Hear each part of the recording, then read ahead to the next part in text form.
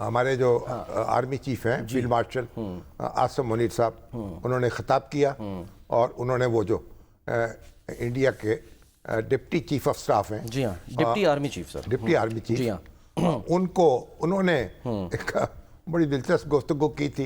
अब इंडिया में तो मामला यह है कि हर रोज बयानिया तब्दील होता है, नई से नई बात होती है। उन्होंने कहा कि जो कुछ जंग में हुआ है तो चीन ने जिस तरह से सपोर्ट किया और फिर तुर्किया और तुर्की, जी हाँ, और जिस तरह उसका खत्म खड़ा हो गया आके, तो गोया हम तो गोया 3 मुल्कों से लड़ रहे थे और इस गोया ये अपनी जो हजीमत है उसका उन्होंने जवाब पेश करने की कोशिश की। सर वो उनको कोड करते हुए उन्होंने ये कहा, यानी कि जो भारतीय डिप्टी आर्मी चीफ है, कि जी जब डीजीएमओ सतह की बातचीत हो रही थी तो पाकिस्तान ने कहा कि हमें मालूम है आपका फला अहम शोबा तैयार है और एक्शन के लिए तैयार खड़ा है।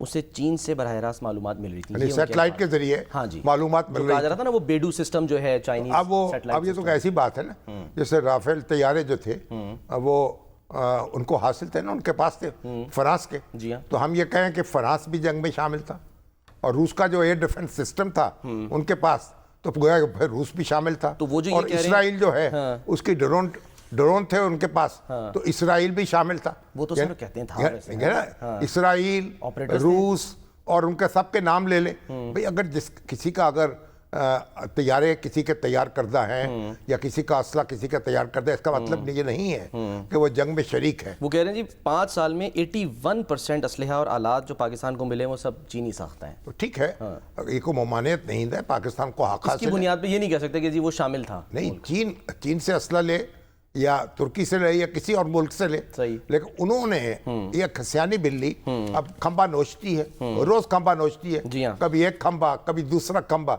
कभी एक बयानिया, कभी दूसरा बयानिया, कभी वो अपने जो मरने वाले हैं, हलाक होने वाले, उनकी तादाद नहीं बताई जाती। फिर कभी उनको तमगे देने का ऐलान कर दिया जाता है, एजाजात देने का ऐलान किया जाता है। उसकी वजह से पता चल जाता है कि जी कितने जहाज गिरे और कितने पायलट हलाक हुए हैं और कितने जनाब उनके जो मुख्तलिफ जगह पे जो उनके कारकुन थे और ये फौजी थे वो हलाक हुए। अब ये तो बता रहे हैं सर कि 250 हलाकतें हो गई हैं इस हिसाब से जो एजाज़ात वो देने का ऐलान कर रहे हैं। मतलब ये है कि बुनियादी बात ये है कि इंडिया को हजीमत का सामना करना पड़ा और इंडिया जो आज तक उसे समझ में नहीं आ रही कि अपने लोगों को कैसे फेस करे। धोखा अपने लोगों को दे रहे हैं, खुद अपने आप को दे रहे हैं और एक से बात एक निकालते चले जा रहे हैं। और हमारे आर्मी चीफ ने आज इसकी तरफ इशारा भी किया और वजाहत भी की कि पाकिस्तान का जो बयानिया है और पाकिस्तान के जो अहदाफ थे वो बड़े वाज़ेह थे